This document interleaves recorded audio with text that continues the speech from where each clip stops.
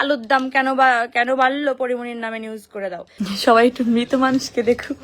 ও এই যে ঝুলন্ত মরদেহটা উদ্ধার করলো অনেকেই আমার, তারপর মৃত মানুষ লাইভে এসে কথা বলতেছে আপনাদের সাথে। জীবিত মানুষকে মেরে ফেললাম, তারপর ও যদি কোনো রিয়াকশনটা না দেয় তাহলে এবার দেখি কোনো অ্যাকশনে যাওয়া যায় কিনা। ভাই এত সোজা না। ঘটনাটা হচ্ছে, আমি তো সকালে একটা পোস্ট করলাম, খুব সকালে, মনে হয় তখন 8টা বাজে।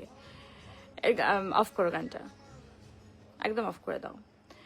সেটা হচ্ছে যে আমি বডি শুট করছি, তো এটা বলে বাবা কত মানুষ, যাই হোক আমি bless, thank you so much. তো দেন আমি আসলাম শুটে, সারাদিন শুট টুট করলাম। করার পরে ফোন যখন হাতে নিলাম তখন মানে এটা খুব আমার জন্য, আমি কিভাবে বলবো এটা, আমি অনেক শকড যে এত ফোন কলের থেকে হচ্ছে যে SMS, যে আপনি ভাবেন আপনি মরে গেছেন, ধরেন আপনারা কেউ বললো যে আপনার এক আত্মীয় মারা গেছে, তো আপনি সেই আত্মীয়কেই ফোন করে জিজ্ঞেস করছেন আপনি কি বেঁচে আছেন, আপনি মারা গেছেন, কখন মারা গেছেন। তো এরকম একটা ব্যাপার। তো কোনো একটা পোস্টে বা সামহাউ এটা রিউমার, যে কোনো ওয়েতেই, সেটা হচ্ছে যে আল্লাহ মাফ করুক, যে আমার ঝুলন্ত মরদেহ, আমার মরদেহ ঝুলন্ত অবস্থায় পাওয়া গেছে। তো আমার কথা হচ্ছে, আচ্ছা আমি কমেন্টগুলো পরে দেখি, আমি কমেন্টের দিকে চোখ পড়লে আমি আসলে কথাগুলো বলতে পারবো না। তো কতটা শকিং আমার জন্য।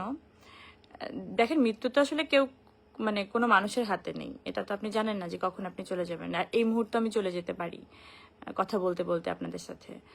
তো কিন্তু এমন আমি খুব স্বাভাবিক মৃত্যু আল্লাহর কাছে চাই, কিন্তু এরকম কোনো অস্বাভাবিক মৃত্যু আসলে আমি চাই না আমার জীবনে। যেমন সুইসাইড করার বিষয়টা, যে আমাকে বলা হচ্ছে যে হ্যাঁ মরদেহ কিভাবে, এখন ধরেন কোনো কারণে যদি কোনো কারণে সত্যি সত্যি যদি আমার মরদেহটা, আজ থেকে 4 বছর আগে আমি এই কথাটাই বলছিলাম, যে আমাকে যদি কোনোভাবে কেউ খুন করা হয়, ভাববেন যে মানে আমি যদি মরে যাই ভাববেন যে এটা স্বাভাবিক মৃত্যু না, আমাকে কেউ মেরে ফেলেছে। সো আজকেও আমি সেম কথাটাই বলবো। এই যে ঝুলন্ত মরদেহটা উদ্ধার করলো অনেকেই আমার, তারপর মৃত মানুষ লাইভে এসে কথা বলতেছে আপনাদের সাথে। দেখেন, মানুষ একটা হয়তো কোনো একটা কার্যের জন্য, আবার ওই 4 বছর আগে যেটা হয়েছিল, যে কোনো একটা ফোকাস সরানোর জন্য পরিমণিকেই মানুষ বেছে নেয়। আলুর দাম কেন বাড়লো, পরিমণির নামে নিউজ করে দাও। তো কি নিউজ করলো, পরিমণির একটা বিয়ে হয়েছে, তো এখন বিয়ে শাদী দিতে পারছে না বলে একদম মেরে ফেলে ওকে। ঠিক আছে, এখন যেটা চলছে ইদানিং বাংলাদেশে, মানে এই মুহূর্তে, মানে আপনারা সবাই তো অবগত, আমাদের ইন্ডাস্ট্রি নিয়ে একজন স্বনামধন্য আর্টিস্টকে নিয়ে যেভাবে যে জিনিসটা হচ্ছে, সেটা তো আসলে কাম্য নয়। সেই জিনিস নিয়ে যখন কথা হচ্ছে তখন এটাকে থেকেই থামাবার, আমি জানি না, আমার সেটাই মনে হচ্ছে। আবার এটার পেছনে এমনও থাকতে পারে যে হ্যাঁ আজকে একটা জীবিত মানুষকে মেরে ফেললাম, তারপর ও যদি কোনো রিয়াকশনটা না দেয় তাহলে এবার দেখি কোনো অ্যাকশনে যাওয়া যায় কিনা। ভাই এত সোজা না, এত সোজা না।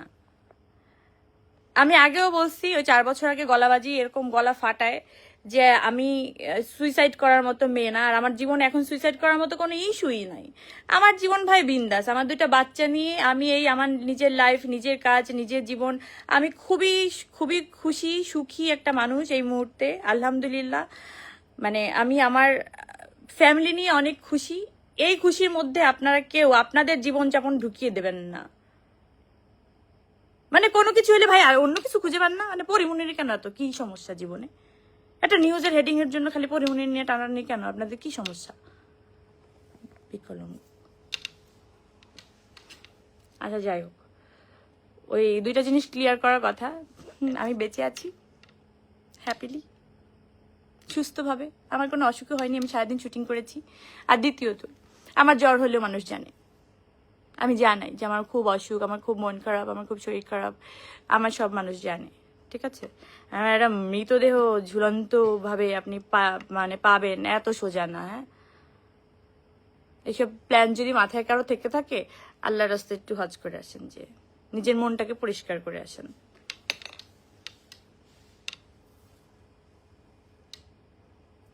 কালপিট এক একটা। মানে ভাবেন একটা জলজন্ত মানুষকে মেরে ফেলতেছে, আবার এটা নিয়ে নিউজ করতেছে।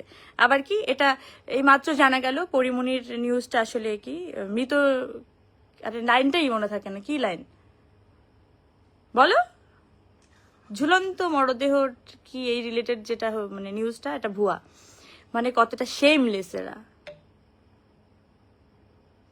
মানে আচ্ছা এই এই টাকাটা আপনারা যে ইনকাম করবেন মানে এই অনলাইন ভিত্তিক এইসব জিনিসপত্র করে, এটা গিলবেন কিভাবে, আপনাদের মানে হজমটা হবে কিভাবে আমার একটু বলবেন? আপনারা আসলে আদৌ মানুষ?